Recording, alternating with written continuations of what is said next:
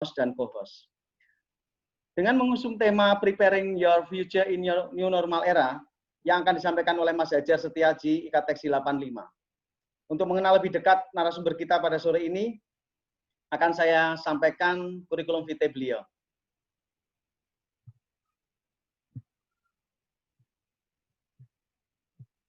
Ya, Mas Hajar ini lahir di Makassar tanggal 14 November tahun 1965. Beliau lulus sarjana Teknik Sipil Undip pada tahun 91 dan menyelesaikan pendidikan magister sebagai Master Engineering of Science di University of New South Wales, Sydney, Australia pada tahun 2002. Karir beliau sejak lulus mengabdi di PT PP Persero dari mulai lulus sampai dengan tahun 2018 dengan jabatan terakhir sebagai Kepala Divisi Pengembangan Bisnis, dan jabatan beliau terakhir adalah sebagai Direktur Human Capital Management and System Development dari mulai tahun 2018 sampai dengan sekarang. Mas Hajar ini patut kita jadikan contoh yang inspiratif terutama kepada adik-adik mahasiswa, karena sejak mahasiswa beliau juga aktif di dalam kegiatan kampus. Mas Hajar ini sebagai Komting Angkatan 85 pada saat sebagai mahasiswa. Kemudian Ketua Kemah Bakti, Ketua Himpunan Mahasiswa Sipil, dan menjadi bagian dari pendiri Forum Komunikasi Mahasiswa Teknik Sipil tahun 87 di Bandung, atau kita kenal dengan FKM-TSI yang sekarang masih ada. Beliau sekarang juga menjabat sebagai Sekretaris Umum IKTeksi periode 2017 sampai dengan 2022. Profesional kegiatan beliau banyak sekali di Forum Human Capital Indonesia, kemudian di Federasi Internasional Beton Struktur, sebagai co-founder Green Building Council di Indonesia, di Badan Penasehat Pendidikan Teknik Sipil ITB, dan beliau dikenal sebagai narasumber dan motivator di berbagai forum, baik nasional maupun internasional. Untuk itu, kita sambut dengan meriah dan ikuti dengan seksama paparan materi IKTeksi webinar series ini, Mas Hajar Setiaji. Silakan, Mas. Terima kasih. Terima kasih, Mas Farid. Yang terhormat, Kajur Sipil. Suara saya dengar ya? Suara saya terdengar, Mas Farid? Dengar, Mas. Oke. Ya, yang terhormat, Kajur Sipil, Undip, Mas Ilham Nurhuda, dan juga Kaprodi S1, Mas Bagus Haryo. Siap. Dan juga para dosen-dosen, ya, para staf pengajar bila ada yang bergabung di sini. Para senior-senior juga yang bila ada yang bergabung di sini, karena saya dengar kemarin ada beberapa angkatan senior ikut bergabung. Kemudian juga utamanya untuk para junior-junior saya, artinya khususnya yang mereka masih mahasiswa, karena memang acara ini adalah program IKTeksi bagi kampus, ya, masih mahasiswa, dan juga untuk mereka-mereka yang mungkin juga baru fresh graduate, artinya baru lulus, mungkin materi ini masih punya punya relevansi yang mungkin masih pas juga buat adik-adik juga. Jadi itu yang kita harapkan nanti bisa berdampak, bermanfaat ya. Saya bersifat sharing, artinya apa yang kita lihat dalam perkembangan saat ini, terutama ketika new normal ini terjadi, dan saya berharap ini memberikan satu wawasan dan insight baru bagi semua adik-adik ini, karena fokusnya kepada adik-adik ya, semua adik-adik di sini. Pertama tentunya saya sebagai Sekum IKTeksi merasa beruntung dengan adanya COVID, karena memang berarti kita kalau mau mengadakan program-program seminar jadi lebih mudah, peserta bisa lebih banyak, kemudian juga lebih mudah. Ini contoh ini udah 200, tadi saya lihat udah 200 lebih ya, mungkin ini bisa sampai 300 mungkin. Nah, berapa? 200 berapa? 251. 251, oke, 251, dan nanti insya Allah terus nambah, karena kalau ikut yang daftar katanya banyak sekali. Nah, kita bisa melakukan dengan ini dengan mudah, ya, dan dengan murah, ya, artinya kita juga nggak repot, semuanya masing-masing di tempat sendiri-sendiri, nggak perlu mikir gedung, padahal pesertanya lebih banyak. Nah, padahal kualitas dari materi insya Allah juga nggak kurang dibandingkan kalau kita pertemuan langsung. Nah, jadi ini merupakan new normal nih sebetulnya yang perlu kita syukuri ya. Nah, insya Allah nanti Ikateksi akan punya komitmen untuk rutin. Ya, kita sekarang sedang membuat database semua orang-orang kita, para alumni yang mempunyai kemampuan di bidang ilmu yang berbeda, tapi pengelompoknya pengelompoknya 3, bisa bisnis, bisa pengembangan diri, dan juga bisa dalam konteks teknis. Nah, kalau saya ini contohnya adalah lebih kepada pengembangan diri ya. Nah, nanti ada yang konteksnya bisnis, ada yang konteksnya adalah di teknik. Ini lagi di data, insya Allah mulai bulan depan sudah ada lagi yang ngisi gantiin saya untuk yang materi-materi berikut. Bila nanti pembicaranya kita temui banyak potensinya, maka bisa jadi 1 bulan lebih dari 1 kali. Bisa 2 kali, bisa 3 kali, tergantung daripada kontennya. Nah, nanti ini sangat membantu sekali kepada kampus dalam memberikan ilmu-ilmu tambahan atau wawasan baru. Baik, saya akan masuk kepada materi saya yang berjudul Preparing Your Future in New Normal Era. Jadi menyiapkan masa depan kita dalam era new normal. Ya, era new normal ini menjadi sesuatu isu yang menarik sekarang. Izinkan saya menampilkan logo Waskita di sini. Semula saya tampil tadinya sebagai judulnya adalah sebagai Sekum Ikateksi. Tetapi kemarin saya ngobrol sama Mas Firman, ada diskusi juga dengan jurusan, bahwasanya mungkin lebih pas kalau saya menampilkan sebagai wakil industri. Sehingga memang acara ini adalah bukti dari link and match antara industri dan konstruksi.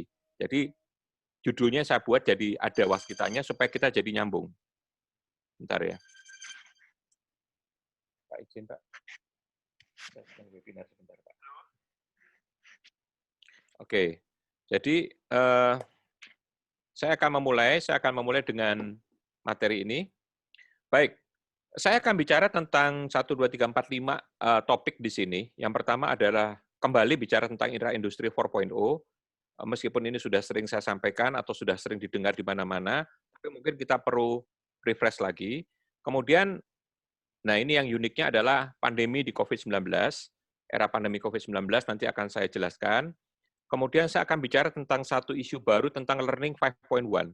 Nah, Learning 5.1 ini merupakan isu yang menurut saya harus dikuasai oleh adik-adik sekarang.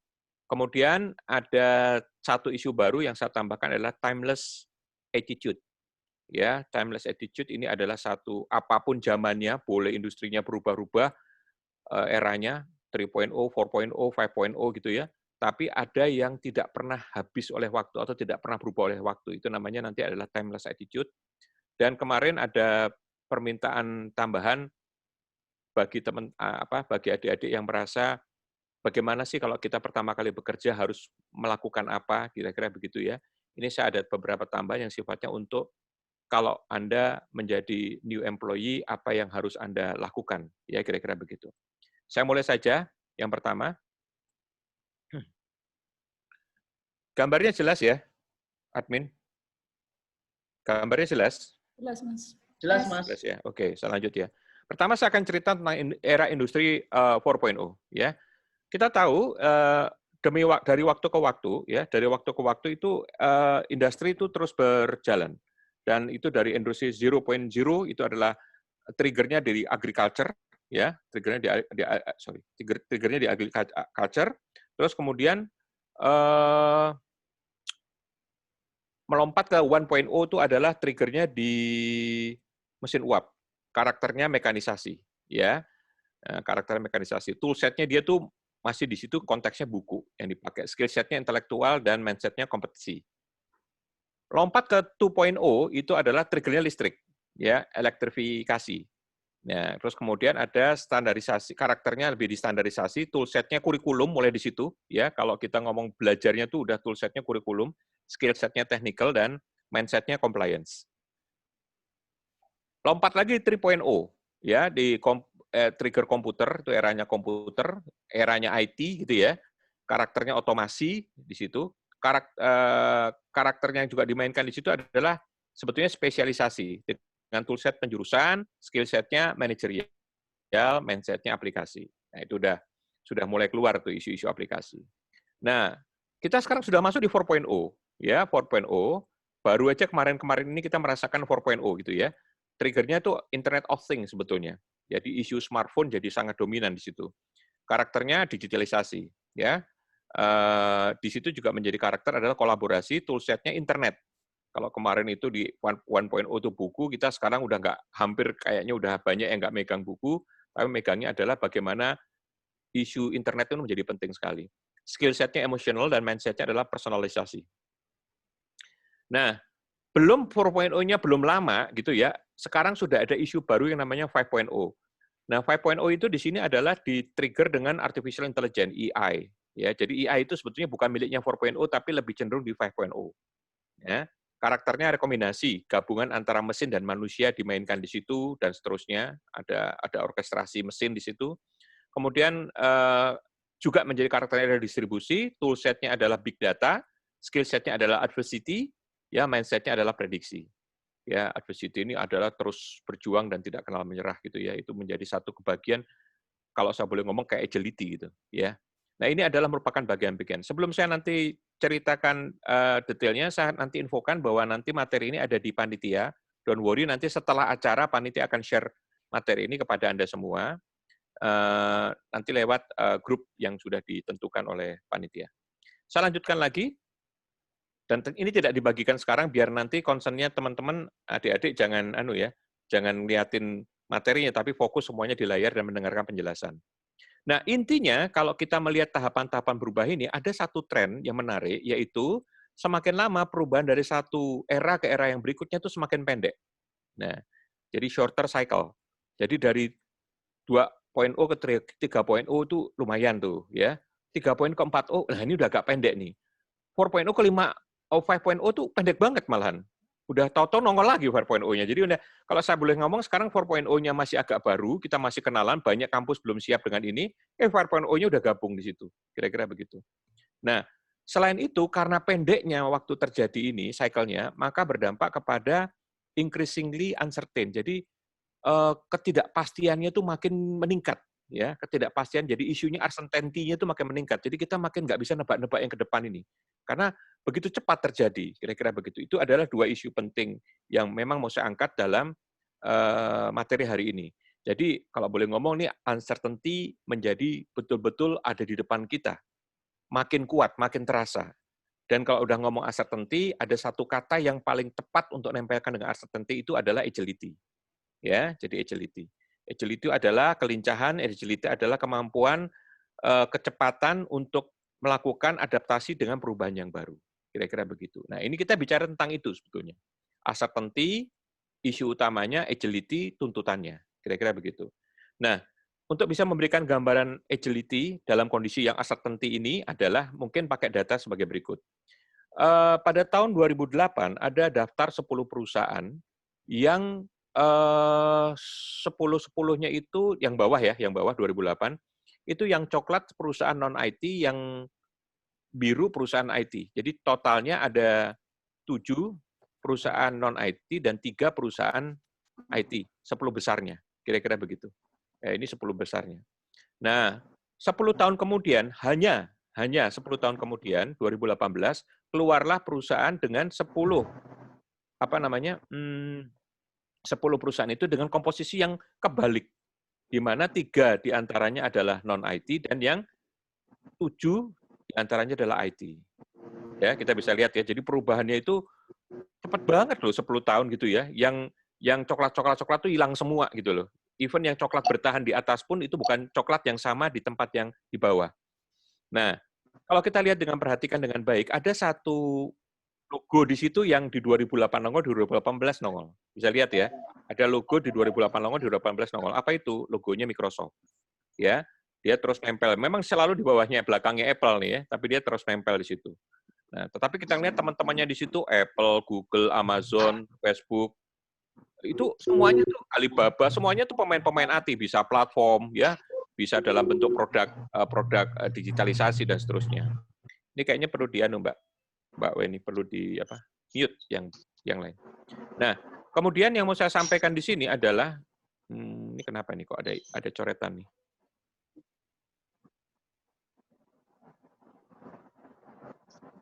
Coretannya dari mana ya?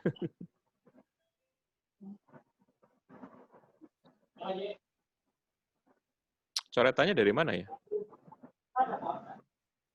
Oke. Ganggu nggak? Oke, jadi bagaimana Microsoft bisa bertahan? Bagaimana Microsoft bisa bertahan? Jawabannya adalah statement-nya Bill Gates tadi. Dalam kekhususan saat ini, isu agility adalah isu yang paling penting.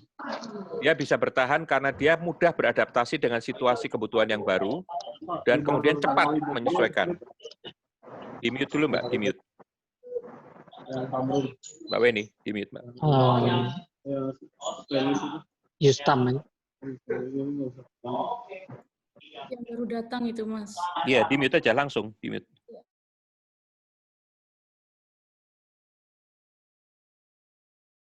Oh.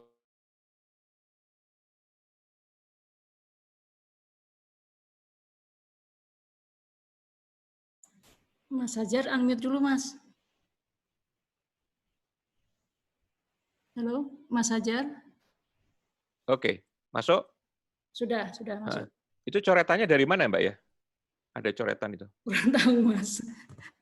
Aneh juga ini tuh. Oke. Semua slide-nya ada. Bentar ya, saya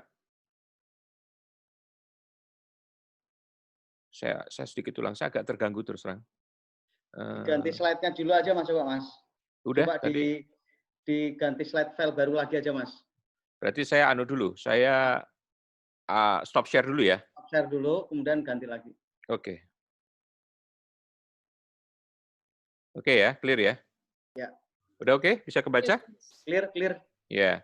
Jadi saya tadi cerita ada satu logo Microsoft yang bertahan 10 tahun dan meningkat posisinya. Dan memang statement-nya Bill Gates jelas mengatakan isu agility lah yang menyebabkan dia sukses sebetulnya. Di situ adalah agility dalam konteksnya itu adalah selalu drive untuk konstan berpikir ulang, ya, konstan memperkuat, bereaksi dan menemukan terus yang baru. Tapi sebetulnya isu utama adalah agility. Makanya tadi saya katakan uncertainty itu nempelnya sama uncertainty. Kan dalam situasi sekarang ini agility lah yang begitu dominan. Kita selalu mengatakan uncertainty gitu ya, ketidakpastian. Tapi sebetulnya kita lupa bahwa ketidakpastian itu bukan karena kondisi perubahan 4.0 dan 5.0 saja sebetulnya. Kalau dikatakan oleh Warren Buffett, ya orang bisa dibilang orang terkaya di dunia, salah satu Big Ten-nya itu karena dari saham, itu adalah dia katakan bahwa kita selalu mengatakan tentang uncertainty, ketidakpastian. Tapi tahukah kita bahwa setiap saat itu adalah uncertain? Setiap saat itu adalah memang tidak bisa ditebak dan berubah-ubah terus. Jadi dia mengatakan, kalau kita menjadi agile, itu bukan tuntutan karena saat ini, tuntutan selamanya kita harus agile sekarang. Udah, karena setiap hari ini sekarang sudah ada uncertainty yang baru, kira-kira begitu. Ya, jadi itu yang menjadi isu menarik. Nah, data yang pernah juga saya sering presentasikan dulu, kalau saya memberikan isu disruption in construction itu adalah data dari CEO-nya Accenture mengatakan, digitalisasilah juga yang menyebabkan alasan utama kenapa ada 52% perusahaan dalam list Fortune 500 hilang di tahun 2000-an. Nah, kenapa? Karena dia tidak menerapkan digitalisasi. Ini isu digitalisasi kembali menjadi isu utama yang menyebabkan perusahaan-perusahaan itu hilang. Termasuk yang tadi di atas itu kan perusahaan IT dan digitalisasi mendominasi dengan cepat dan menghilangkan banyak perusahaan-perusahaan konvensional. Kira-kira begitu. Nah, kekuatan daripada platform dan sharing ekonomi itu menjadi sangat dominan. Kalau kita melihat gambar ini, bisa kelihatan perusahaan taksi terbesar di dunia nggak punya mobil malah, nggak punya taksi. Perusahaan akomodasi, jadi kayak hotel gitu ya, kayak penginapan terbesar di dunia namanya Airbnb nggak punya bangunan, nggak punya real estate, ya kan? Skype, WeChat dan segala macam ini adalah phone company terbesar, salah satu terbesar di dunia nggak punya telkom infrastruktur. Alibaba ini retail terbesar di dunia juga, nggak punya inventory, nggak punya produk, nggak punya barang, kan kira-kira gitu ya. Nggak punya persediaan, gitu ya. Facebook, yang selama ini dikenal sebagai media sosial terbesar saat ini, ya nggak punya konten. Loh, kok kontennya nggak ada, Pak? Iya, kontennya kan kita-kita sendiri yang ngisi. Kalian-kalian sendiri yang ngisi, yang saling komentar, saling ribut, gitu kan, terus kemudian dijadikan bahan untuk tontonannya kita-kita juga, gitu kan. Mereka hanya menyediakan platformnya saja, gitu. Ya, Society One itu adalah salah satu fintech ya, world fastest growing bank itu sebetulnya nggak punya uang. Karena uangnya tuh betul-betul permainan antara orang yang butuh sama orang yang punya, terus dikonek-konekin. Ya, terus Netflix ini adalah perusahaan bioskop lah terbesar di dunia, dan dia nggak punya bioskop gedungnya, nggak ada. Ya, terus kemudian Apple dan Google ini adalah software vendor terbesar ya, yang paling siapa sih nggak kenal mereka kira-kira gitu ya. Tapi sebetulnya nggak punya apps. Apps-nya ada di orang-orang masing-masing yang punya kontribusi. Apps-nya digabungkan ke Apple. Ya kira-kira begitu. Ini adalah contoh bagaimana sekarang dunia the power of platform dan sharing ekonomi sekarang menjadi bicara. Ya, makanya startup tuh sekarang selalu mengarah ke sini.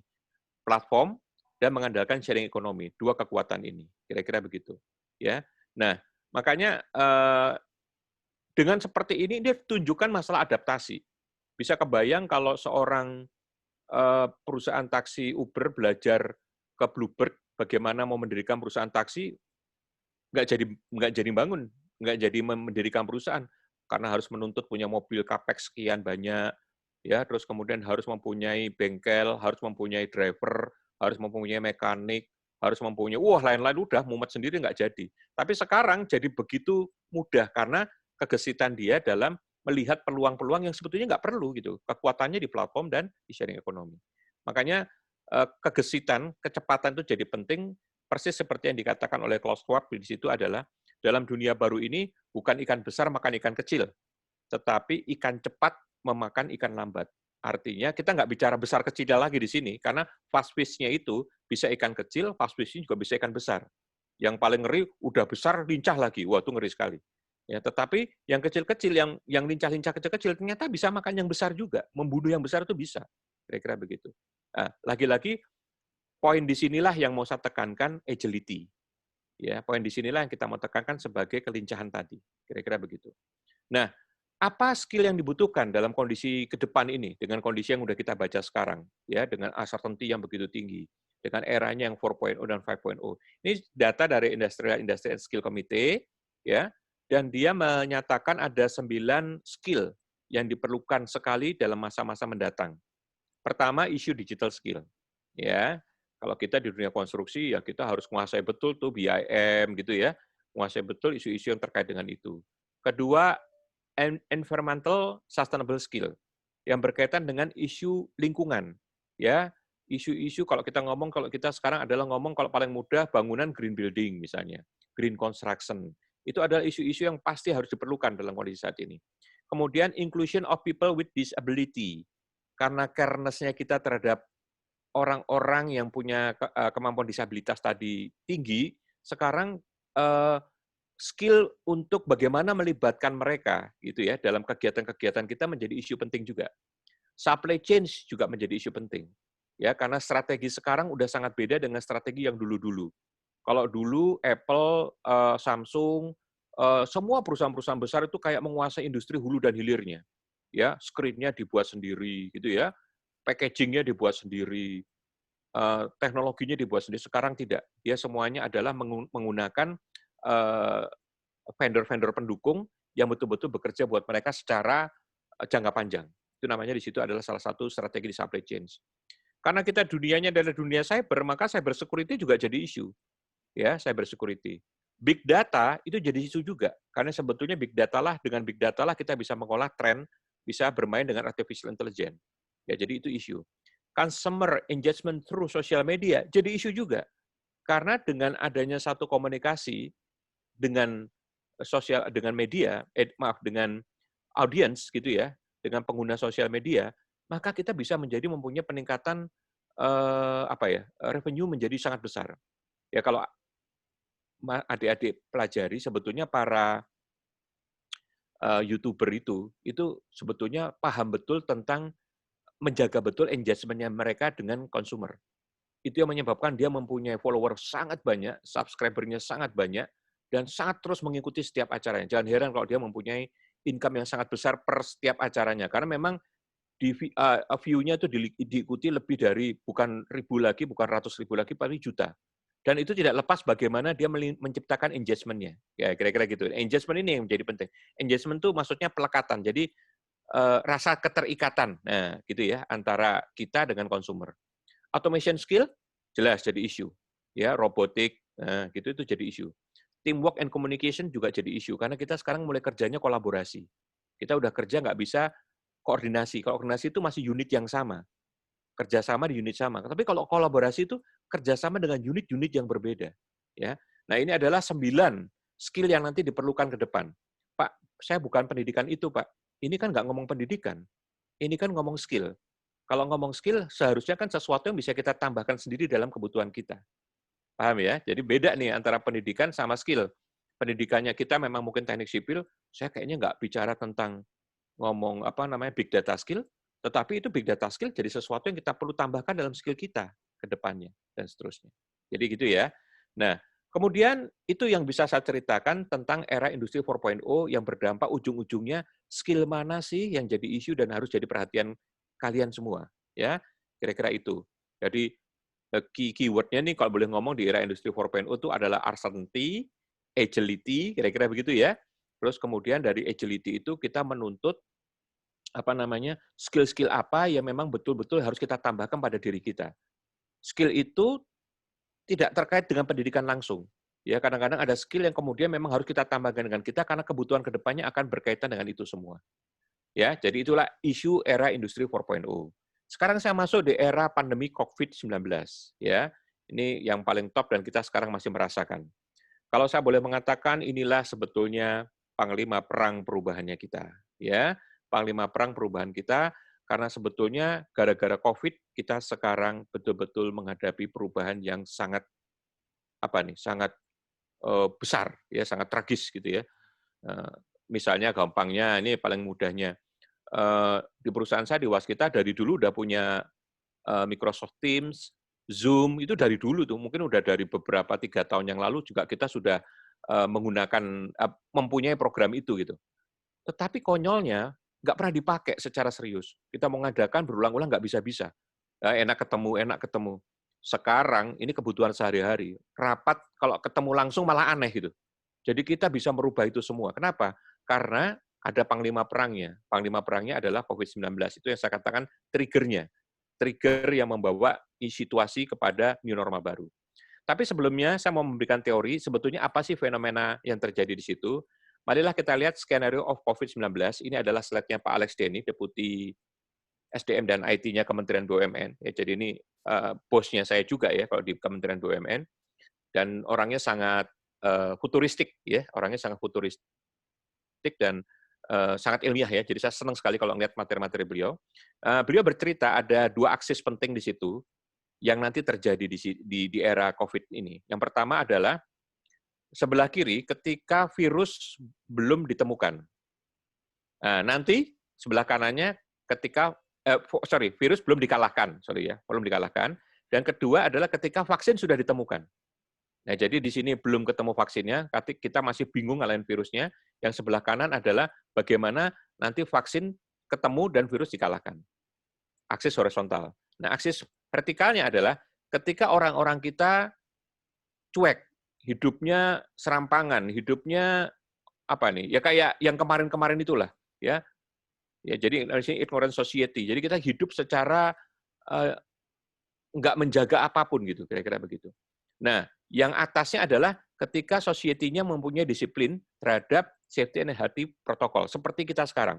Ada jaga jarak, social distancing, kita udah nggak lepas nih dari namanya masker, ditambahin face shield, cuci tangan itu udah jadi kebutuhan sehari-hari, pulang langsung mandi itu menjadi kebutuhan sehari-hari, yang kira-kira gitu ya. Cepat sekali kita melakukan itu, nah itu udah merupakan bagian daripada kedisiplinan kita terhadap protokol. Nah, apa yang terjadi? Mari kita lihat. Kalau di bawah kiri, itu adalah ketika virus masih belum dikalahkan dan kita masih cuek, inilah dead zone, zona kematian. Karena kita di situ akan berhadapan dengan serangan virus yang luar biasa dan membunuh kita. Menularnya luar biasa dan seterusnya, dan akhirnya bisa membunuh kita secara luar biasa. Jadi dead zone. Apa yang terjadi, Pak, kalau mereka orang-orang sudah mulai disiplin? Nah, kira-kira gitu. Nah, di sini sebetulnya new normalnya sebetulnya. Kalau versinya Pak Alex, new normal itu adalah justru ketika memang virus itu belum ditemukan, dan kemudian kita sudah punya budaya baru. Ya, di sinilah ada yang namanya new normal. Ya, kemudian apa yang terjadi kalau kita masih begitu vaksin ditemukan, terus kita hidupnya kembali seperti yang lalu. Itu namanya donkey man, keledai. Ya, jadi seperti orang yang sangat bodoh. Jadi orang yang sebetulnya dengan pengalaman luar biasa terjadi kemarin, terus kemudian tidak ada apa-apa yang membuat kita menjadi lebih baik karena nggak bisa mengambil hikmahnya. Kemudian yang berikutnya yang paling atas adalah ketika virus sudah ada vaksinnya, tapi disiplin society-nya kita juga taat protokol lah, kira-kira begitu. Apa yang terjadi? Sebetulnya di sini adalah terjadi longer life hope. Jadi ada satu data menarik di Kementerian BUMN itu, sekarang sejak eranya COVID gitu ya, di data dari karyawan BUMN secara nasional, itu kematian non-COVID loh kita ngomong, kematian-kematian yang dari non-COVID itu sebetulnya makin rendah dari penyakit-penyakit lain. Ya, kenapa? Karena orang itu sekarang sadar banget tentang kebersihan, sadar banget tentang protokol-protokol kesehatan dan segala macam. Ya, kalau udah meninggal dari COVID itu cerita lain. Tapi faktanya COVID kalau ngomong rate persentase kematian ya, itu sebetulnya dibandingannya masih kecil. Yang tertularnya banyak gitu ya, tapi persentase kematiannya kecil. Jadi ini yang harapannya nanti di era tersebut adalah era di mana kesempatan kita hidup sebetulnya malah jadi lebih panjang umurnya. Kira-kira gitu. Ya. Nah, ini yang saya mau ceritakan tentang COVID-19. Nah, terus kemudian apa sih shifting yang terjadi di era COVID? Apa yang berubah di era COVID-19 ini sebetulnya? Ada 4 mega shift sebetulnya ya. 4 mega shift itu adalah, yang satu, orang-orang kita cenderung karena banyaknya korban nyawa, ya gitu ya, banyaknya orang yang susah gitu ya.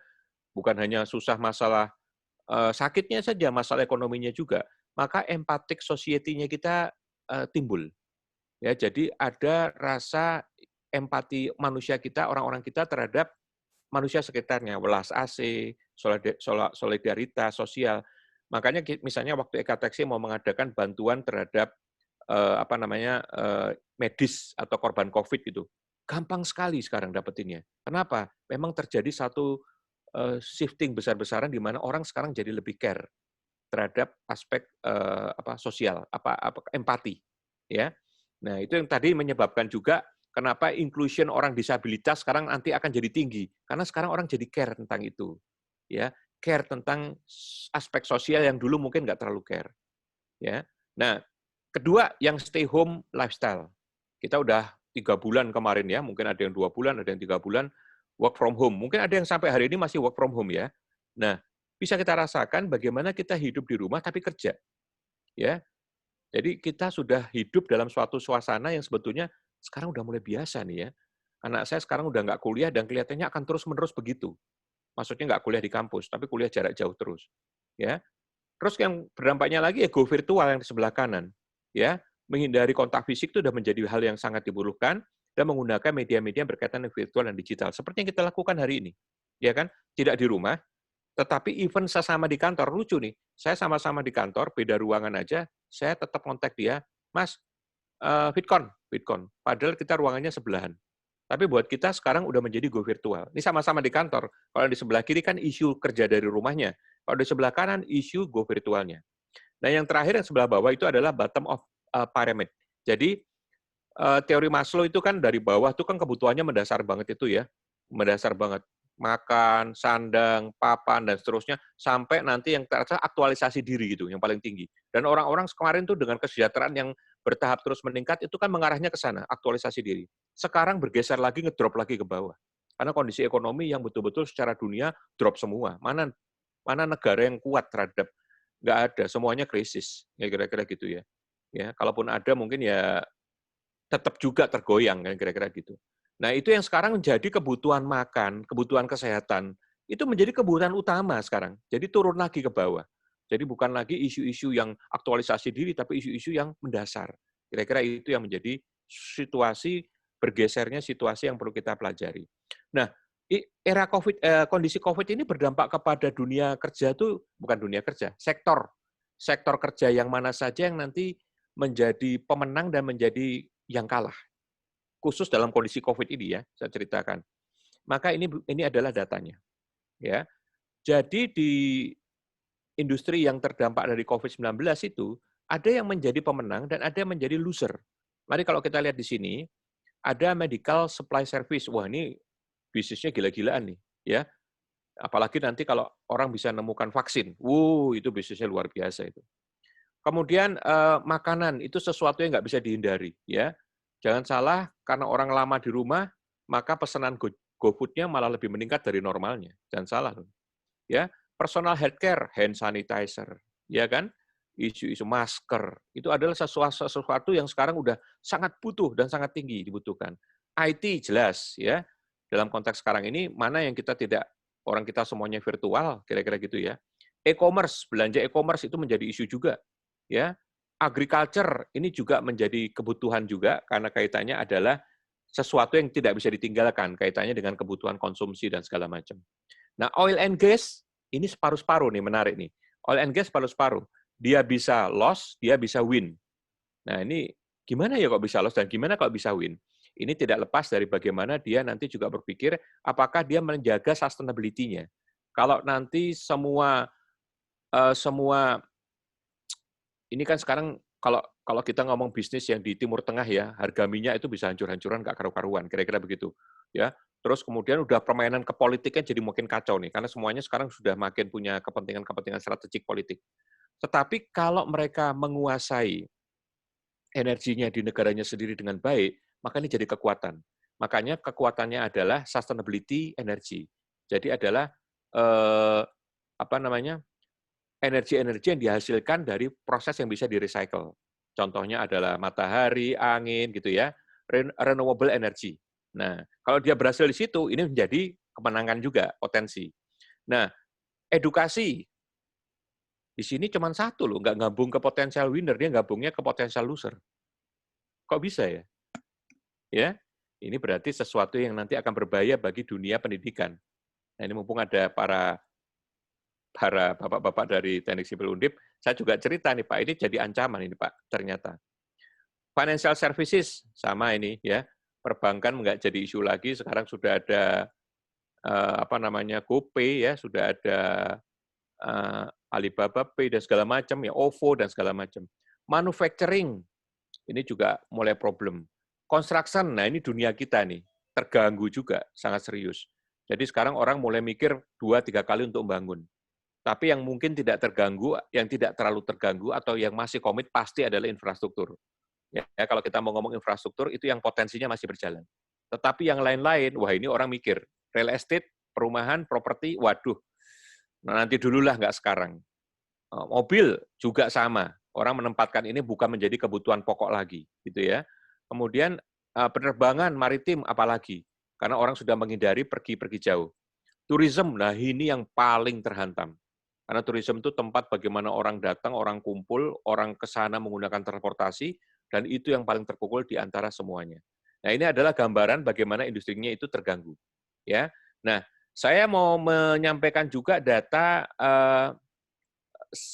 tahapan perubahan hidup dari COVID-19 ini, datanya dari materinya yang saya ikuti dari sahabat saya, Pak Prof. Renal Kasali, yang bercerita tentang digital leadership. Nah, ini kira-kira begini.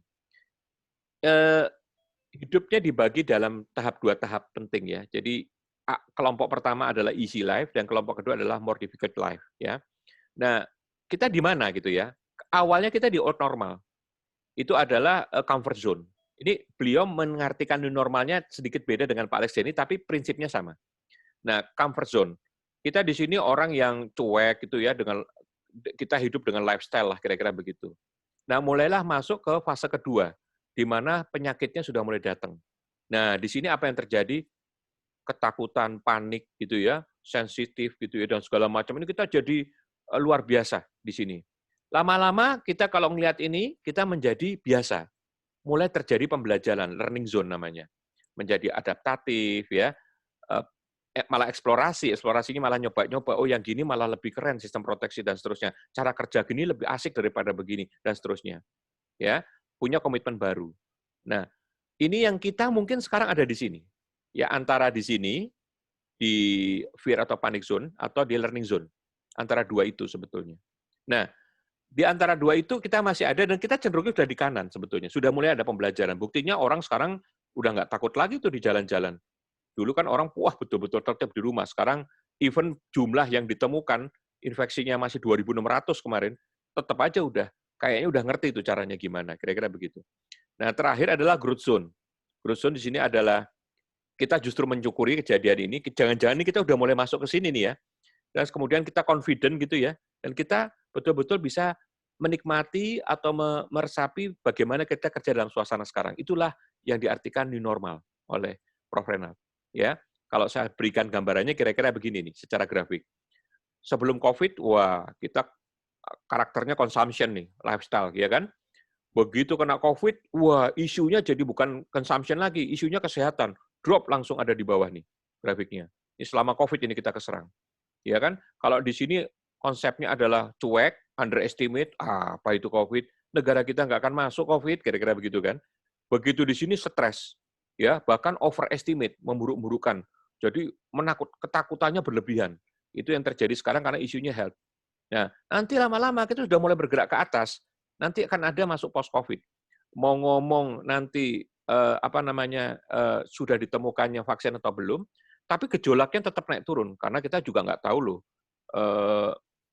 si virus ini juga bermutasi, ya jangan dikira kalau udah ketemu vaksin terus kemudian tidak ada sesuatu yang bergejolak nantinya. Nah itu terjadi naik turun. Nah tapi ketika post-COVID ini terjadi, kita sudah bisa menikmati ini. Itu yang kita katakan di sini adalah kita sudah confident dengan teknologinya di era ini, sehingga kita mengatakan inilah isu new normal. Kita hidup dengan suasana yang betul-betul sudah berbeda. Makanya nanti jangan harap ke depan isu masker bisa dilepas. Enggak, masker akan terus. Insya Allah begitu. Ya, isu cuci tangan kita akan budayakan terus. Isu jaga jarak kayaknya akan begitu terus. Kita baru sadar tuh isu droplet itu baru sekarang. Padahal droplet bukan ngomong penyakit COVID-19. Droplet juga penyakitnya adalah TBC. Droplet penyakitnya adalah yang lain-lain. Jadi kita baru ngeh. Nah, ini yang menyebabkan kita masuk ke dalam new normal yang konteksnya adalah realistik. Ya, kira-kira begitu ya. Nah, itu yang mau saya terangkan mengenai isu di pandemi COVID-19. Jadi, era industri 4.0 sudah, nah di COVID pandemi 19 tadi, isu terpentingnya adalah, keyword-nya di situ adalah new normal sebetulnya. Di mana kita sempat underestimate, kita overestimate, ya lama-lama kita terjadi proses pembelajaran, dan kita malah jadi lama-lama menjadi realistik. Dan kita bisa menghadapi itu dengan gaya hidup kita yang baru. Jadi era pandemi COVID-19 ini sebetulnya keyword new normalnya saya masukkan di situ. Yang kira-kira gitu. Ya, jadi teman-teman harus paham. Nah, kaitannya dengan kita di gimana nih? Ini nomor 1 dan nomor 2 ini sebetulnya kayak pembukaannya aja. Era industri 4.0, terus di-trigger makin nggak karu-karuan dengan adanya era pandemi COVID-19. Nah, salah satu yang harus kita pelajari itu adalah isu learning 5.1. Ini adalah antisipasi ke depan yang harus dipelajari. Nah, adik-adik sekalian, bahwasanya VUCA itu tidak bisa tidak sudah ada di era kita. Volatile, ya, berubah-ubah nggak karuan. Ya, uncertainty, nggak jelas apa yang akan terjadi. Kompleks. Setiap case yang terjadi tidak satu case, beberapa case menjadi satu. Ambiguity, membingungkan dan seterusnya. Ya, dibutuhkan skill baru. Di sisi lain ada skill-skill baru yang dituntut di sana. Nah, berubah-ubahnya ini yang menyebabkan kita jadi apa ya? Kalau saya boleh ngomong, bingung gitu kita mau menyiapkan diri kita seperti apa gitu. Karena nanti bisa saja yang kita pelajari hari ini 2 tahun lagi jadi nggak kepake, kira-kira gitu. Disitulah isu learning agility-nya jadi bicara. Learning agility-nya jadi bicara. Ini poin yang penting nih, harus kita tahu adik-adik. Kelincahan kita untuk belajar dengan cara yang harus sesuai. Saya kalau ngomong mengenai ini contohnya sederhana nih ya. Apa yang Anda pelajari itu ke depannya bisa nggak kepake. Itu adalah, mari kita lihat sebagai berikut. Ini pelajaran apa nih? Ilmu ukur tanah. Ya kan? Membuat peta topografi. Alatnya theodolit dan waterpass. Itu adik-adik masih pelajaran kan itu kan? Di kampus kan? Gitu ya. Pelajarannya kenceng pakai pelajaran itu. Kira-kira gitu. Nah, silakan Anda belajar itu terus. Lucunya industrinya udah pakai barang yang lain. Menggunakan terrestrial laser scanner, TLS. Ya, menggunakan medianya drone dan segala macam untuk menggunakan. Anda menghasilkannya di sebelah kiri, ya topografi dengan 2 dimensi, yang sebelah kanan, yang sebelah kiri untuk suatu luasan yang sama membutuhkan waktu, mungkin katakan sampai data detail 2 minggu, gitu ya misalnya, yang sebelah kanan hanya membutuhkan waktu, ya 2 hari lah, kira-kira begitu. Apa hasilnya? Hasilnya ini. Hanya 2 hari, hasilnya ini. Dan betul-betul hidup. Mari kita lihat. Ini adalah kerjaan anak-anak dalam waktu 2 hari, waktu kita diminta ngajarin teman-teman di Politeknik Negeri Jakarta, untuk mempraktekkan alat ini.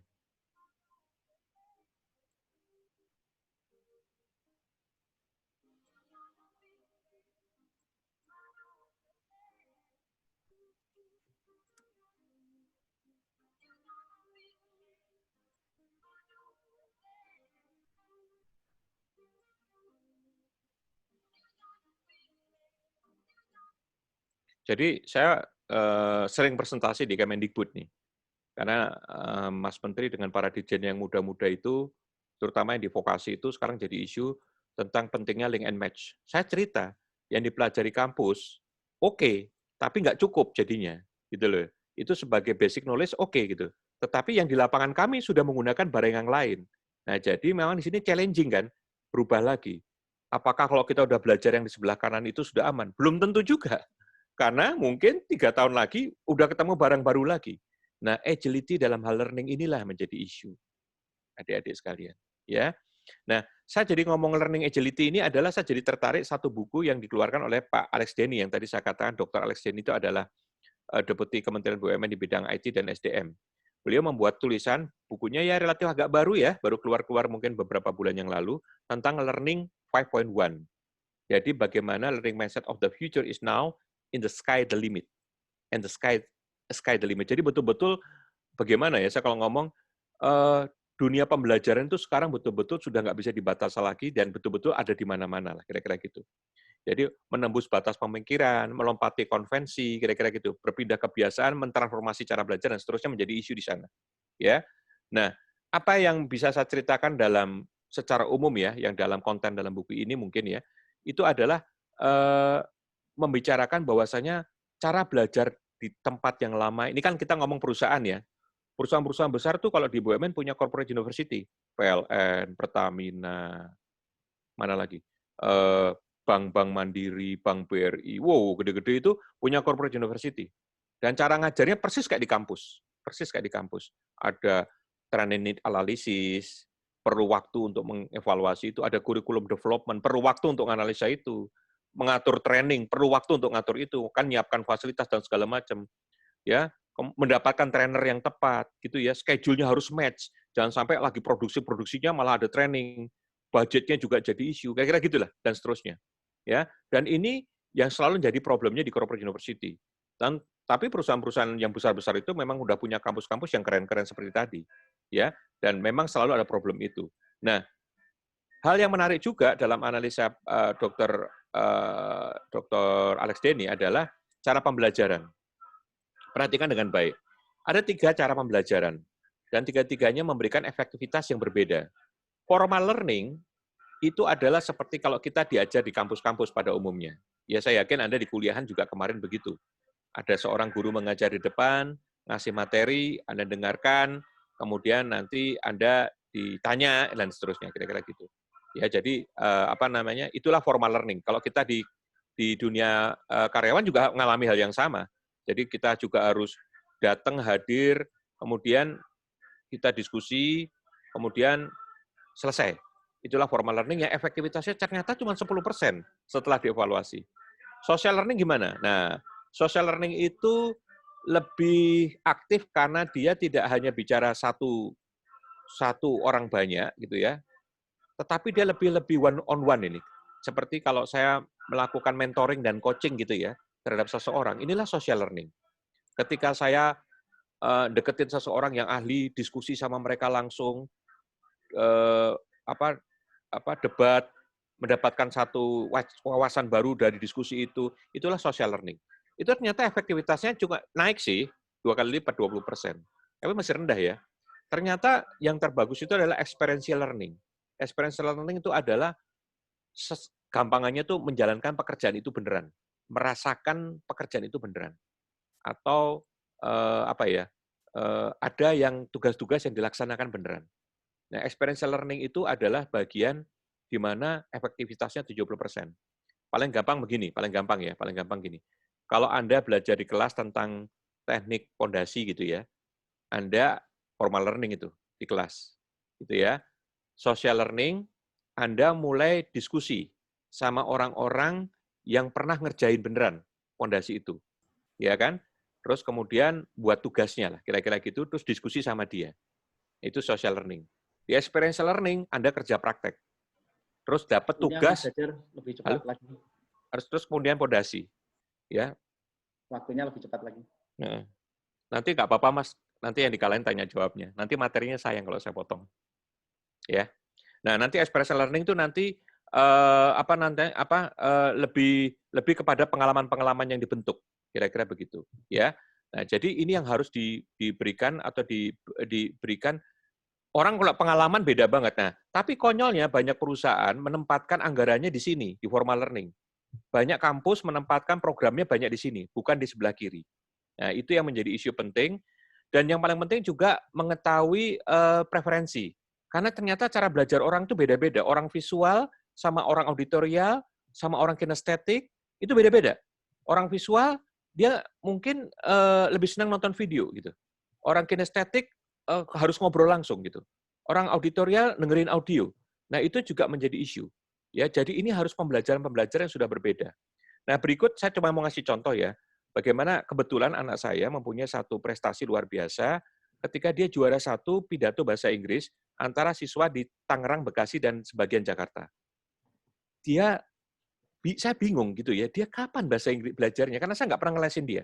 Dan dia juara satu ngalahkan sekolah-sekolah yang setiap harinya ngomong bahasa Inggris dan menggunakan guru asing gitu. Jadi sekolah-sekolah internasional lah gitu, yang dia kalahkan. Padahal dia sekolahnya adalah di sekolah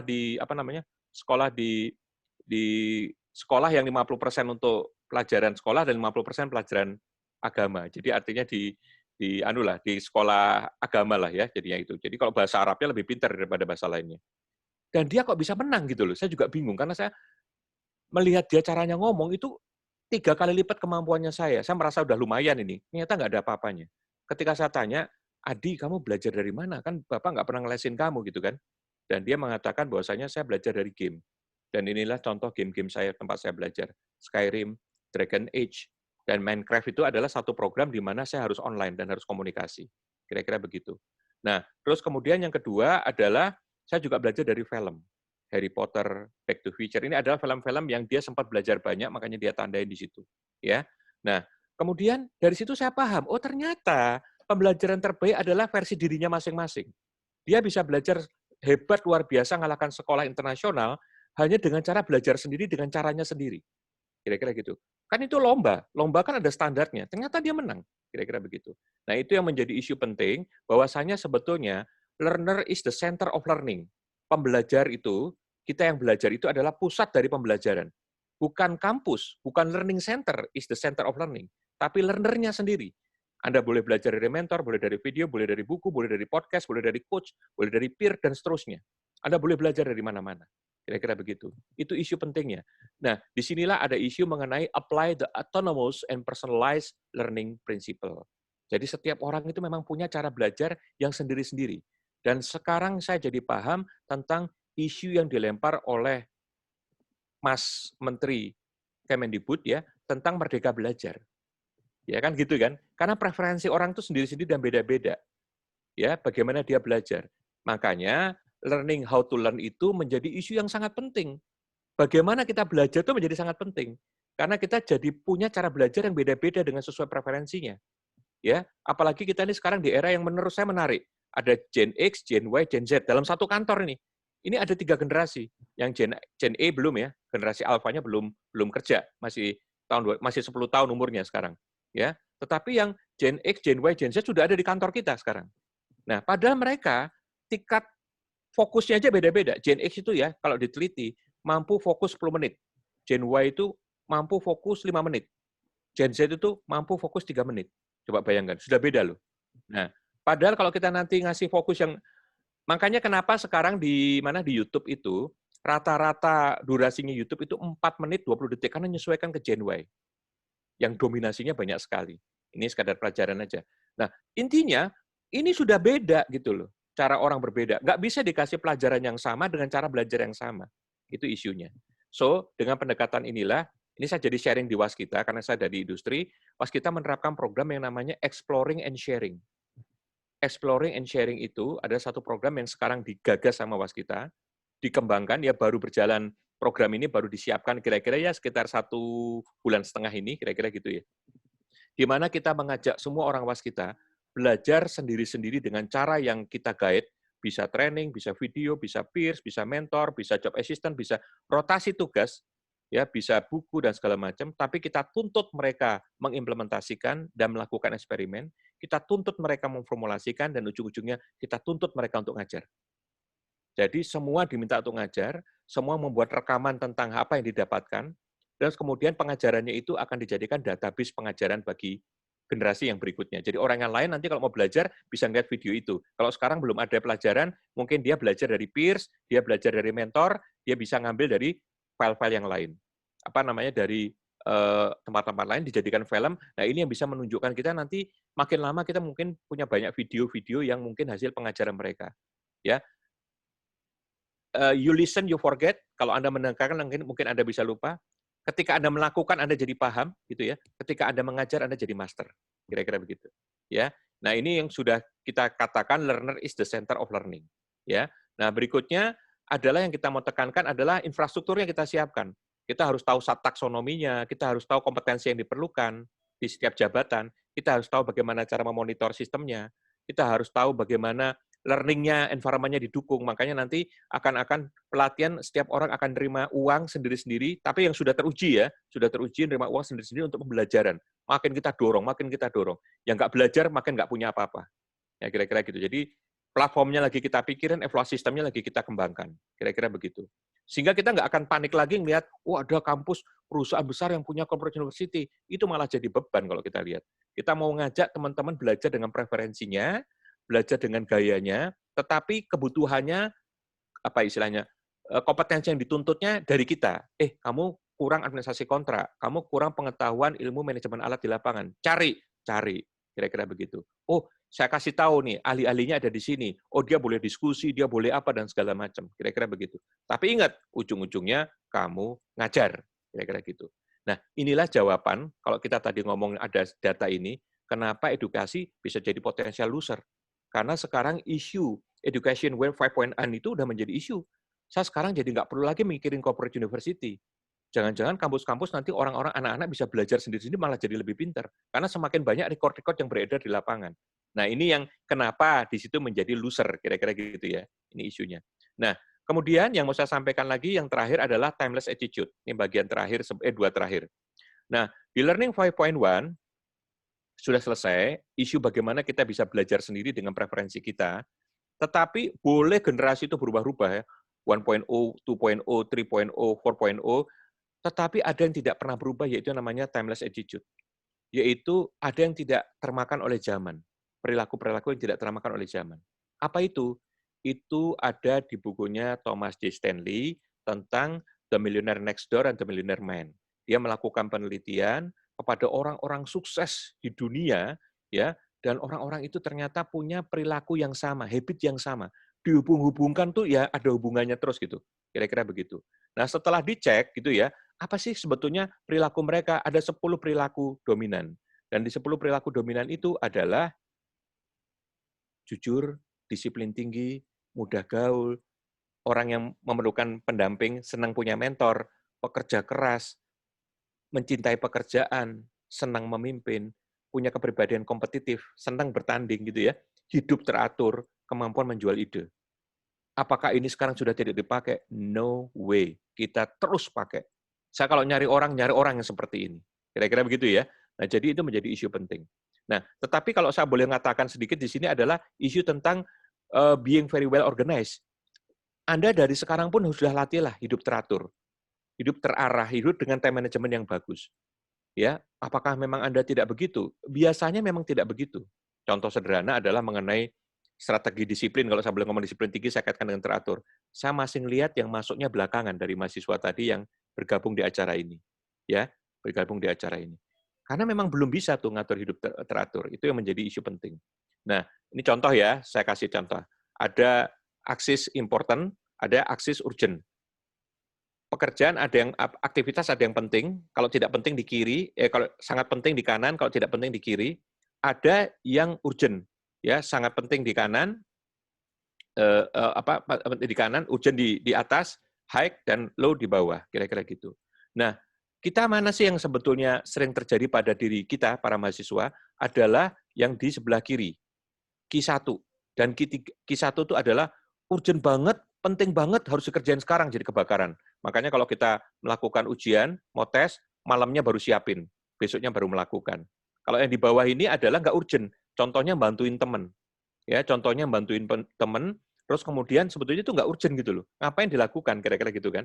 Tetapi itu menjadi kebutuhan gitu, menjadi kebutuhan, kemudian kita harus melakukan karena nggak enak sama teman gitu. Nah, itu kan sesuatu yang nggak urgent, tapi jadi penting karena kita merasa, nah, yang sebelah kanan itu udah nggak urgent, nggak penting. Nah, sebetulnya kita harus ada di sebelah sini, melakukan sesuatu yang memang punya keurgenan, tetapi tidak saat ini gitu loh ya, tidak saat ini. Disitulah kita harus penting melakukan kegiatan-kegiatan yang terplanning untuk kebutuhan masa depan yang akan datang. Ya misalnya kalau ngomong, saya exercise, saya latihan olahraga, ini kebutuhan jangka panjang.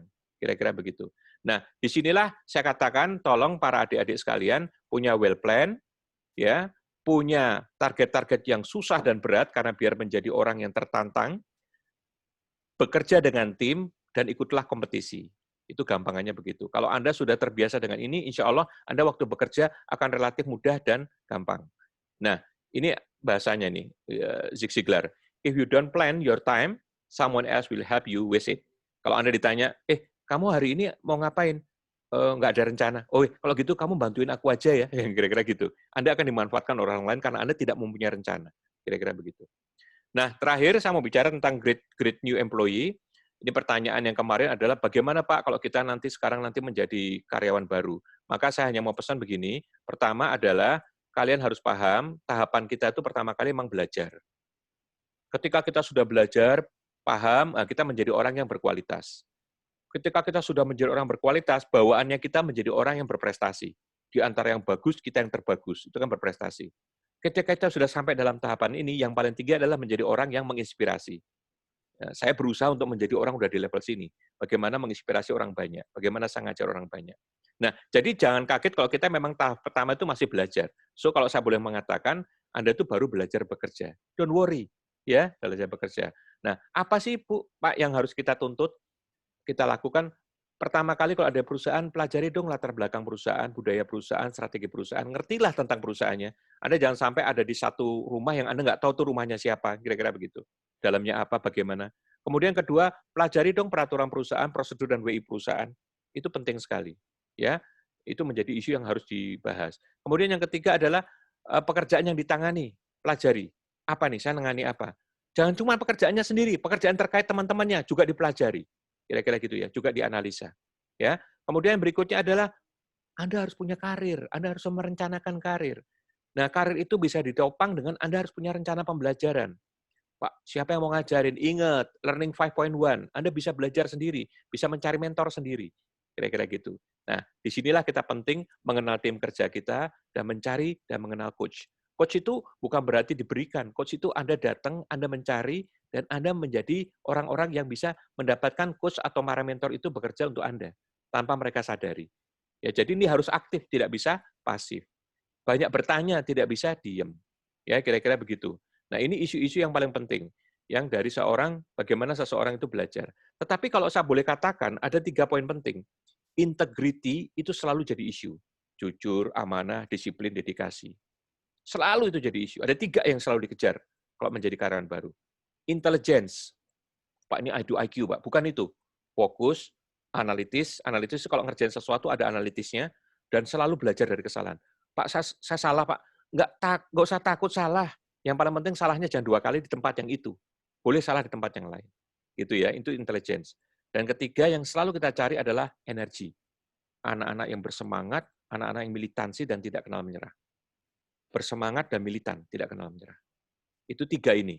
Nah, mana Pak yang penting dari ketiganya itu, kan kira-kira gitu. Menarik, isu di mana-mana dalam satu corporate value, saya selalu menemui integrity itu di nomor 1. Ini sekarang corporate value-nya Waskita saat ini, yang sebentar lagi akan diganti dengan corporate value-nya yang dimiliki oleh BUMN. Seluruh BUMN sekarang corporate value-nya sama. Sekarang ini IPTEX, nomor 1 integrity. Nanti akan diganti dengan namanya akhlak. Akhlak itu nomor 1-nya adalah amanah. Jadi yang nomor 1-nya integrity, nomor 1-nya ini amanah. Nanti di situ ada kompeten, ada harmonis, ada loyal, ada adaptif, ada kolaborasi. Tapi menarik buat saya, semuanya selalu menyebutkan isu integrity dan amanah, isu-isu yang berkaitan dengan integritas. Ya, ini adalah amanah. Ya, akhlak. Amanahnya nomor 1. Apakah kebetulan ditaruh nomor 1, ngepas-ngepaskan akhlaknya? Enggak juga. Ternyata amanah memang di nomor 1 kan karena prioritas. Terus hubungannya dengan core value yang lain, Pak, saya tunjukkan core value yang lain. Pertamina, Mandiri, BRI, Telkomway, perhatikan. selalu menempatkan isu trust, isu clean, isu integrity, selalu di posisi nomor 1. Ya. So artinya, adik-adik harus tahu bahwa integrity itu ternyata menjadi isu terpenting kita. Integrity itu apa sih, Mas? Integrity itu adalah kesesuaian mikir, bicara, melakukan. Orang-orang yang pikiran dalam hatinya, pikiran dan omongannya sama, itu adalah orang-orang yang jujur. Orang-orang yang omongan ucapannya sama perilakunya sama, dia ngomong apa, dilakukan, itu orang-orang yang komit. Jadi gampangannya orang punya integrity itu adalah orang yang jujur dan komit. Gitu ya, orang yang jujur dan komit. Ini harus menjadi perhatian kalian semua. Jangan coba-coba kalian mempermainkan unsur integrity karena semua perusahaan tidak ada yang mau menerima kalau udah ada problem di integrity. Makanya kalau di Stephen Covey mengatakan integrity itu akar. Anda ada pohon itu intent tuh niat itu di batang, ada dahan, ada daun, ada buah, tetapi pohon nggak akan ada arti apa-apanya ketika dia tidak mempunyai akar. Ya, saya senang dengan kalimat ini, quote-nya Warren Buffett. Dalam mencari karyawan baru, kira-kira begitu ya, ada 3 kualitas yang selalu ingin dilihat. 1, integrity, kedua, intelligence, dan ketiga, energi. Ya, tadi persis kan yang saya ceritakan, integrity, intelligence, energi. Kalau kamu nggak punya yang pertama, integrity, maka kedua yang lainnya akan membunuh kamu. Artinya integrity is very, very hot issue. Ya, itu yang saya mau tekankan kepada adik-adik semua. So, that's all. Ya, inilah yang saya bisa sampaikan dalam 5 poin penting yang semoga bisa menginspirasi Anda. Waktu saya jelas tidak panjang, ya.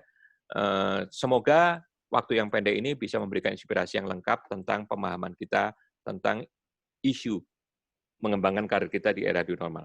Terima kasih, semoga menginspirasi. Wassalamualaikum warahmatullahi wabarakatuh. Waalaikumsalam warahmatullahi wabarakatuh. Waalaikumsalam warahmatullahi wabarakatuh. Ya, Mas Farid, terus lanjut ini gimana? Oke, terima kasih Mas Hajar atas paparannya. Luar biasa sekali paparan dari Mas Hajar pada webinar ini, menginspirasi dan memupah semangat kita semua di tengah suasana pandemi COVID-19 sekarang ini. Acara selanjutnya adalah sesi tanya jawab. Mas Hajar, saya sudah kirim ke handphonenya Mas Hajar 10 pertanyaan. Ini masih ada banyak nih, sudah saya kirim lewat WA. Acara selanjutnya adalah sesi tanya jawab. Kita sedang menyeleksi 10 pertanyaan terbaik. Ini sudah masuk sekitar 20 penanya ini. Luar biasa sekali atensi dari partisipasi dari para peserta. Saya coba milih beberapa pertanyaan ya yang sudah dikirim ya. Ini lagi saya anukan juga, Mas. Nggak apa-apa. Ini mungkin nanti gini, saya berusaha memberikan pertanyaan yang common, yang memang sering menjadi penasarannya adik-adik, kira-kira gitu ya. Saya mau lihat dulu sebentar. Nah, bagaimana lulusan teknik sipil dapat bertahan pada era 5.0 dengan AI serta deep learning. Sedangkan ilmu mengenai hal ini yang kita dapatkan dalam kampus masih sangat terbatas. Kira-kira begitu ya. Nah, jadi gini. Tadi sudah saya katakan, kalau Anda nanya saya, Pak Hajar ini dulu waktu tumbuh dan berkembang, saya kan dulu lama di PP ya, itu apakah mengikuti program-program pendidikannya di PP? Kira-kira gitu ya. Berarti kalau saya mengikuti pendidikan di PP, orang yang kayak saya banyak tuh di PP. Kan gitu kan? Banyak yang seperti saya di PP. Maka saya katakan tidak. Kenapa? Karena saya banyak belajar sendiri. Kira-kira gitu. Saya senang membaca buku, saya senang nonton video yang berkaitan dengan pengembangan. Ya, kalau Anda ada di ruangan ini, saya tunjukkan ke ruangan ini, buku saya banyak sekali dan tidak ada satupun yang teknik sipil, karena teknik sipilnya sudah di otak, nggak usah dibahas lagi. Saya banyak buku manajemen, buku teknik komunikasi, buku berkaitan agama, buku-buku berkaitan dengan teknik keuangan, finansial, dan seterusnya. Ya, terus kemudian video-video yang sama juga saya kumpulkan. Saya sering diskusi dengan para orang-orang, sering banyak yang nggak sadar kalau saya ketemu sama mereka gitu ya, kelihatannya kayak ngomong biasa, padahal ilmunya saya ambil habis-habisan itu, karena saya diskusi. Dia saya jadikan mentor saya, tanpa dia menyadari dia mentor saya. Nah, saya tanya lagi, apakah saya menerima pelajaran itu di PP? Tidak. Di kampus? Juga tidak. Tetapi saya aktif untuk belajar, melakukan, mengejar sesuatu. Jadi, saya kalau dikatakan, Anda mengatakan kampus masih sangat terbatas. Memang saya mau ngajari Anda, learner is the center of learning. Andalah sebagai pusat pembelajarannya. Kan gitu. 1, Anda harus punya niat kuat. 2, Anda harus ngerti tekniknya cara belajar yang menyebabkan Anda bisa menyerap banyak. Itu poinnya. Ya. Itu tadi Paulus Kevin ya, 2018 ya. Berarti ini masih kuliah ya? 2018 ya. Oke, itu ya, nomor 2. Saya milih lagi yang mana nih? Nih, ini dari Yosua Kurniawan Santosa, 2017. Ya, ini udah 3 tahun kuliah nih ya. Mau masuk 3 tahun. Bagaimana meningkatkan pembelajaran experience dan social learning di lingkungan kampus? Skill baru apa bagi mahasiswa teknik sipil perlu dipelajari? Kalau skill barunya yang perlu dipelajari, kalau menurut saya sih, tadi kalau kita ngelihat 9 skill tadi ya, 9 skill yang ditutup itu yang pasti yang kena kepada kita tuh digitalisasi. Jadi udahlah, paling gampang Anda jangan sampai ketinggalan isu digitalisasi. Kalau di teknik sipil malah agak jelas itu BIM. Kalau Anda sudah mengerti ilmu BIM, karena di dalam BIM itu bicaranya tidak hanya masalah satu objek gambar, tetapi juga bicara tentang quantity, bicara tentang pricing, bicara tentang scheduling, itu sudah menjadi satu. Ya, jadi itu adalah isu menjadi penting. Ya, setahu saya kampus teknik sipil Undip ini bagus banget, udah punya kerjasama dengan Tekla, sudah punya fasilitasnya. Tapi minatnya teman adik-adik tinggi nggak di situ, gitu loh. Nah, saya mau ngingetin, jangan sampai Anda nggak ngerti BIM nih. Nanti Anda lulus itu yang ngerti BIM udah banyak. Ya, nanti Anda akan ketinggalan. Sama-sama sekarang ada lulusan 2, sama-sama bagusnya, satu menguasai BIM, kita pilih yang menguasai BIM. Pasti itu. Nah, jadi artinya apa? Isu kemampuan digitalisasi harus dikuasai sebagai kemampuan tambahan. Nah, bagaimana dengan kaitan social learning dan experiential learning? Kalau social learning itu sebetulnya keaktifan kita untuk bisa diskusi sama orang-orang yang lebih punya pengalaman. Kalau saya mengatakan, kalau social learning contohnya, kalau kita mau belajar, Anda banyak belajar dan nanya dan diskusi dengan kakak kelas Anda.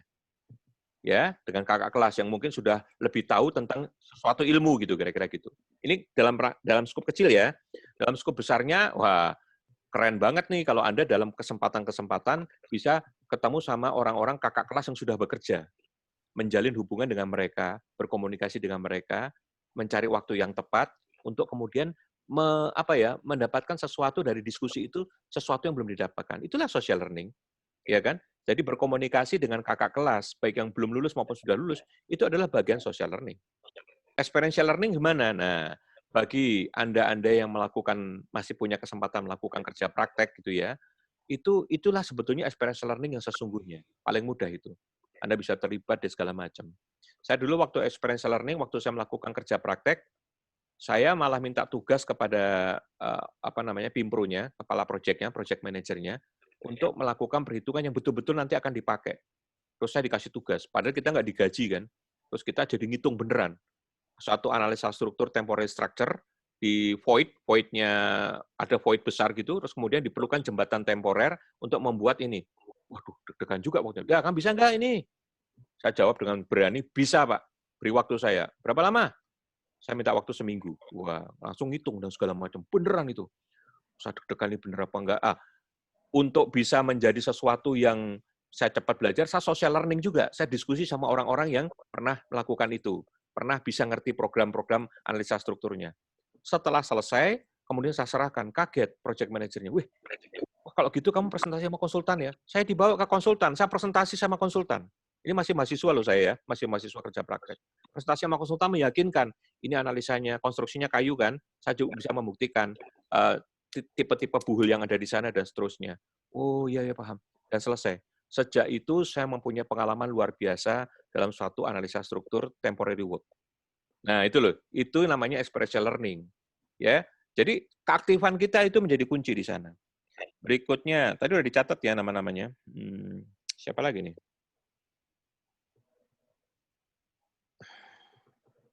Kalau ini tadi skill set sudah ya tadi ya. Sudah dijawab tadi. Jadi saya nggak ada yang pertanyaan mirip yang nomor 8 ini Mas Farid. Ya. Bagaimana strategi kita untuk menjadi wirausaha konstruksi yang sustainability? Oh, ini ngomong-ngomong menjadi wirausaha ya. Nah, jadi whatever Anda mau jadi wirausaha, ini dunianya di bidang Oh, bidangnya konstruksi nih, menarik nih. Melihat bagaimana dunia terus berubah, bagaimana strategi kita untuk menjadi wirausaha. Nah, gini, saya ini punya pengalaman bagus nih. Ini pertanyaannya menarik nih. Saya dulu ditanya sama teman-teman saya, yang senang sudah mempunyai kemampuan bisnis sendiri. Ya, punya bisnis sendiri. Jadi dia, ini kakak kelas saya sebetulnya 1 tahun, terus dia punya kemampuan bisnis sendiri. Jadi dia itu, ya saya nggak tahu, mungkin dia punya background orang tuanya yang sudah mapan, terus kemudian membantu dia punya bisnis sendiri dan segala macam, saya nggak tahu. Tapi kira-kira dia sudah jadi bos di bisnisnya sendiri. Dia jadi direktur di perusahaannya dia sendiri di bidang konstruksi, kontraktor kecil lah, kira-kira begitu. Terus ada pertanyaan, ngobrol-ngobrol sama dia gitu, saya ingat dia kata-katanya begini, Mas Hajar pengen jadi buntut ikan paus atau kepala ikan teri. Saya belum paham nih maksudnya gimana kan tadinya. Maksudnya gimana, Mas? Buntut ikan paus, Mas Hajar itu ya jadi karyawan di perusahaan besar tapi cuma karyawan gitu loh. Kalau kepala ikan teri kayak saya nih. Saya itu jadi bos di perusahaannya sendiri. Itu kepala ikan teri. Saya dengan tenang menjawabnya kira-kira begini waktu itu. Mas, aku pengen jadi bukan kepala ikan teri dan bukan buntut ikan paus. Loh, terus pengen jadi apa? Kepala ikan paus. Dan untuk menjadi kepala ikan paus, ilmunya nggak cukup dari kepala ikan teri. Nah, artinya saya mau mengajari gini. Jack Ma juga ngajari yang sama. Kalau Anda mau tumbuh dan berkembang, Anda harus pernah ikut perusahaan besar. Pernah ikut perusahaan-perusahaan di mana mereka mempunyai kemampuan pembelajaran yang banyak. Ya kan, kira-kira begitu. Ketika Anda nanti experience-nya cukup, kira-kira begitu, itu barulah kalau mau mikir diri sendiri, sudah mempunyai networking, sudah mempunyai kemampuan dan lain-lain. Kira-kira begitu ya. Nah, jadi itu jawaban saya. Tetapi karena saya memang cita-citanya dulu, saya pengen jadi kepala ikan paus kok. Ya, ilmunya itu memang harus dari buntut ikan paus, nggak bisa dari kepala ikan teri, nggak ngejar. Karena nanti di sini perusahaan besar, mesti bisnisnya sudah complicated, nggak cuma kontraktor, ada investornya, ada manufakturnya, ada harus tahu teknik tentang strategi keuangan, financial engineering-nya, Anda tahu teorinya tentang IPO, Anda tahu teori-teori yang lain yang nggak ada itu di perusahaan kecil. Nah, kira-kira gitu, ya. Nah, jadi ini pengalaman saya pribadi, ya, pengalaman saya pribadi bagaimana saya harus belajar banyak. Terus kemudian saya berpikir untuk misalnya suatu saat nanti memiliki sendiri. Tetapi dalam perjalanan saya sudah easy going aja tuh dengan perjalanan sekarang. Karena memang saya sudah tidak berpikir lagi untuk membuat satu bidang yang berkaitan dengan konstruksi. Kalaupun saya nanti suatu saat berhenti sebagai kontraktor, maka saya akan melakukan dari bidang yang kegiatannya malah sudah mulai berbeda. Contohnya di bidang edukasi dan seterusnya. Oke, good question. Apalagi nih Mas Farid? Saya harus menjawab pertanyaan berapa? Masih ada waktu ya Mas Farid? Masih ada sedikit lagi Mas. Ya, oke. 5 menit lagi ya. Mana nih ya? Saya ada pertanyaan yang umum aja lah. Tadi udah saya sebut ya? Tadi dari siapa udah saya sebut ya? Sudah.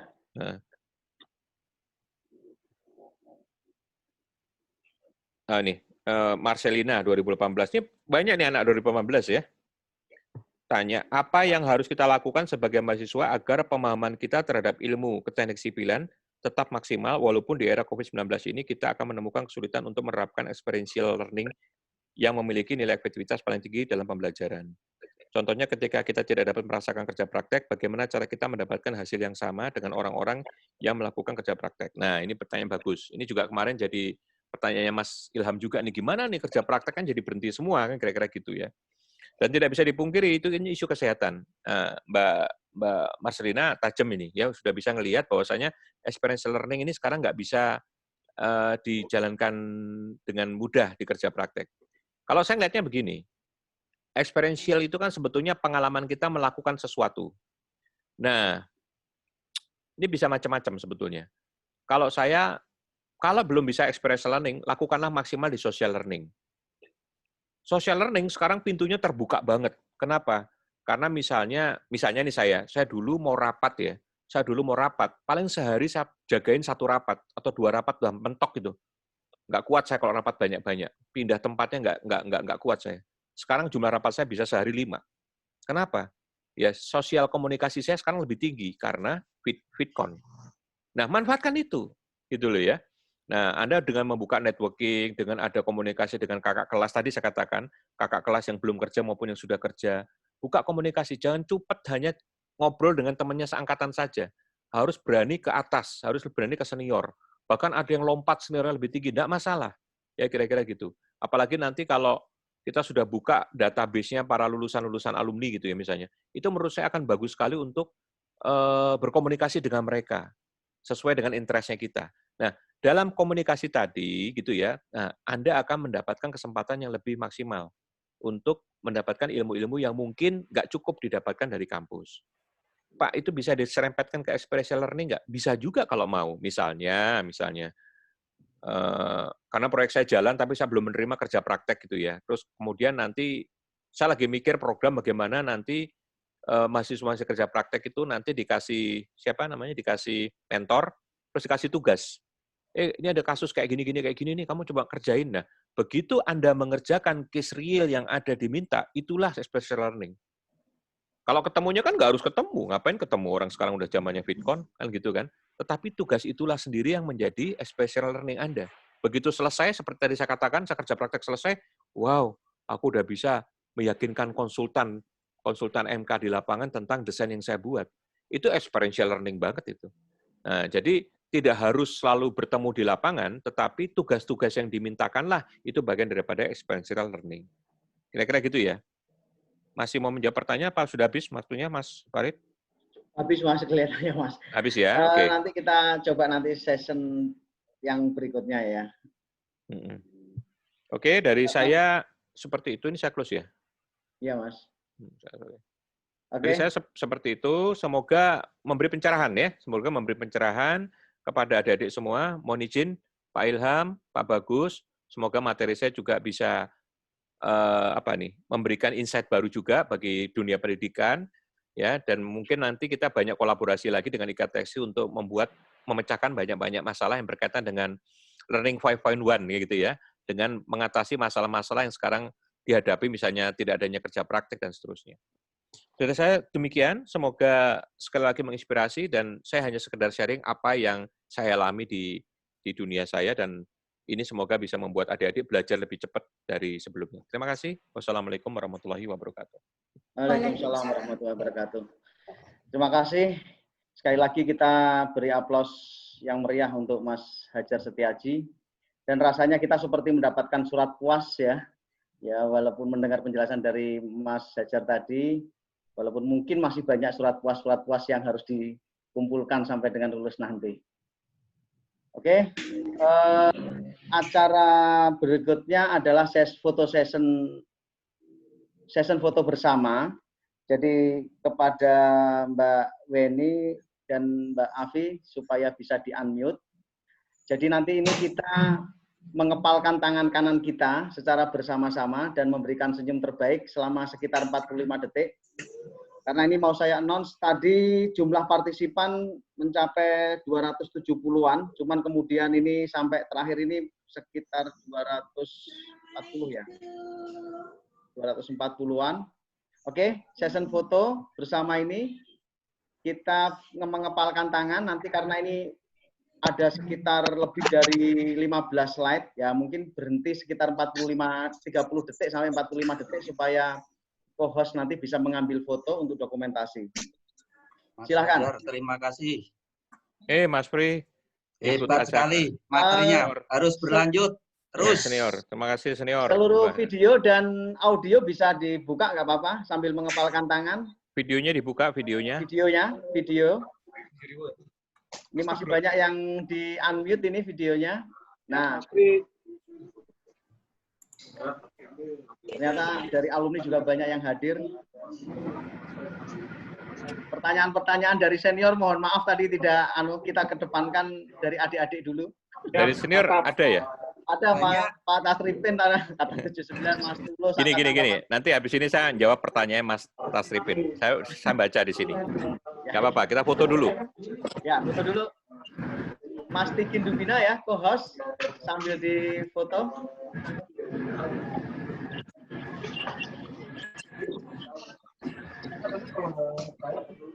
Sudah Mas, kabar? Oke, saya hitung sampai 10 ya. 1, 2, terus kepalkan tangan. 4, 5, 6, 7, 8, 9, 10. Oke, terima kasih. Acara berikutnya adalah pengumuman. Mas Farid, Ya. Menghargai senior, saya jawab satu aja pertanyaannya. Oke, monggo, Mas. Senior. Silakan, Mas Tasripin, mohon izin, mohon maaf, saya tadi bacanya dari WA, kalau ini sekarang saya baca dari chat. Ada pertanyaan Mas Tasripin, tolong Mbak Weni di mute dulu suaranya, Mbak Weni, semuanya. Oke, suara saya jelas ya? Halo? Jelas. Bagaimana cara menyimbangkan pelajaran yang diberikan di kampus saat ini dengan kondisi dunia kerja?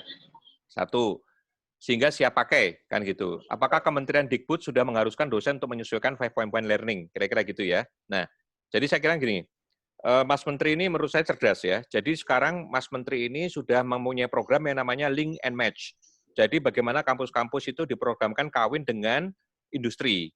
Nah, kebetulan salah satu contohnya dijadikan contoh di dunia konstruksi itu adalah kami Waskita Karya, tapi memang ini yang digenjot adalah dunia vokasi, karena dunia vokasi ini sekarang menjadi primadonanya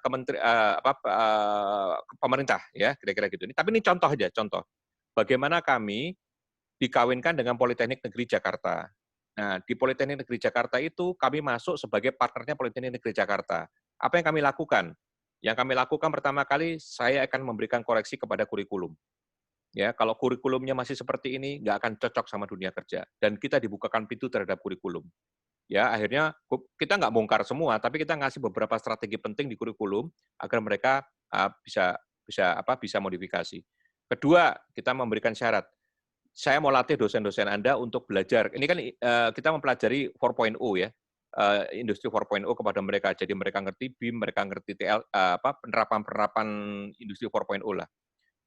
Terus dia mengirimkan dosen terpilih yang kita evaluasi, kita seleksi, untuk kemudian itu menjadi dosen-dosen yang nanti akan menjadi dosen cikal bakal pengajar di sana. Ya, kira-kira gitu. Jadi kita merubah kurikulum, kita juga masuk ke dalam mengajari dosen-dosennya. Nah, yang ketiga, cara kerja praktek kita beda. Kerja praktek, Pak, kita mau kerja praktek, ada mahasiswa kita, oh enggak, saya mau menseleksi calon kerja prakteknya. Kenapa? Karena mereka calon karyawan. Jadi saya seleksi seperti kayak calon karyawan, terus kemudian nanti mereka sudah masuk 6 bulan kerja praktek sama kita, 6 bulan loh. 6 bulan kerja praktek sama kita, persis ngalami dunia kerja.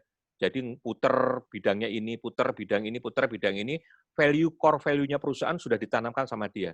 Di 6 bulan itulah terjadi namanya seleksi. Kita mulai ngelihat 70%, 60% daripada itu masuk ke tempat kita. Ya, kemudian jadi karyawan di tempat kita. Konsepnya begitu. Siap kerja nggak? Siap kerja banget. Pelajarannya sudah disiapkan, kerja prakteknya sudah disiapkan, kurikulumnya sudah menyesuaikan. Nah, itu syaratnya. Kemarin saya presentasi nih sama Dirjen Vokasi, dan dia kaget berat, kita sudah punya konsep itu. Wah, Pak Ajar, kawinnya jangan cuma Politeknik Negeri Jakarta sama lain-lain. Saya bilang, Pak, ini contoh. Silakan nanti dijadikan contoh, copy-paste kepada tempat-tempat lain. Akhirnya kemudian saya dijadikan anggota di Kemendikbud, di SK-nya Menteri, untuk menjadi anggota komite vokasi di bidang konstruksi, kira-kira begitu. Ini adalah cara mereka. Nah, kalau ditanyakan tadi, apakah Kemendikbud sudah mengharuskan, bahasa mereka bukan 5.1, Pak. Bahasa mereka adalah merdeka belajar sebetulnya, sudah mendorong menuju ke sana gitu ya. Dan bahasa mereka adalah sekarang link and match. Bagaimana harus kawin dengan industri. Nah, menurut saya kampus harus cepat menangkap itu. Kampus harus cepat menangkap itu sebagai satu kesempatan untuk berubah. Sekarang malah kebalik. Cepet-cepetan nih sekarang. Siapa yang mau nyari industri untuk menjadi temannya, kira-kira gitu. Saya kemarin menawarkan kepada Prof. Agung, ayo kerjasama. Saya pengen menjadikan Business Excellence BIM itu adanya di Undip.